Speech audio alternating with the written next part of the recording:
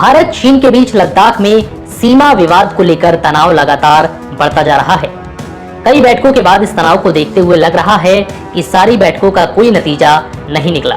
सोमवार रात गलवान घाटी पर भारत और चीन के सैनिक टकराए, हिंसक झड़प हुई जिसमें भारत का एक अफसर और 2 जवान शहीद हो गए।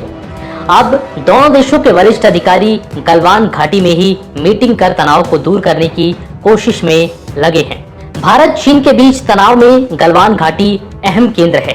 चारों तरफ बर्फीली वादियों से घिरी इस घाटी में ही श्योक और गलवान नदियों का मिलन होता है। गलवान घाटी भारत के लिए बहुत अहम है और चीन इस बात को समझता है, तभी वो यहाँ से पीछे हटने को राजी नहीं हो रहा। आइए अब आपको बताते हैं कि ये घाटी भारत के लिए जरूरी क्यों है। साल 1961 में भारत ने पहली बार यहाँ कब्जा किया और आर्मी पोस्ट बनाई। इस घाटी के दोनों तरफ के पहाड़ रणनीतिक रूप से सेना को एडवांटेज देते हैं। इसके अलावा गलवान नदी जिस श्योक नदी में मिलती है, उसके ठीक बगल से भारतीय सेना की एक सड़क गुजरती है।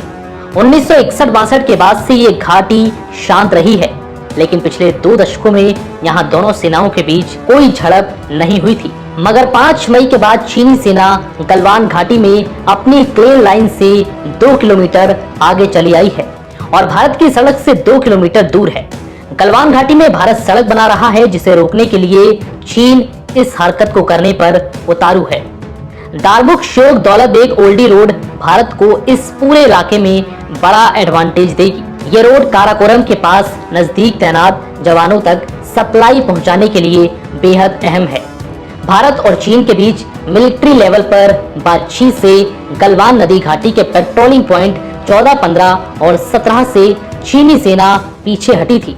बता दें कि पैंगोंग झील के उत्तरी किनारे पर चीन ने फिंगर 8 से 4 के बीच 50 वर्ग किलोमीटर से ज्यादा भूमि पर कब्जा कर रखा है। चीन ने फिंगर 4 के बेस के पास कैंप लगाए हैं। इसके आगे भारत की पेट्रोलिंग टीम को नहीं जाने दिया जा रहा, जबकि फिंगर 8 तक भारत का इलाका है। चीन फिंगर 4 तक ही भारत की सीमा को मानता है। मई के पहले हफ्ते में शुरू हुए तनाव को दूर करने के लिए कई दौर की बातचीत हो चुकी है, मगर ताजा घटना के बाद तनाव बढ़ता जा रहा है, जिसको देखकर लगता है कि बातचीत का कोई फायदा होता नजर नहीं आ रहा। फिलहाल इस वीडियो में इतना ही। नमस्कार।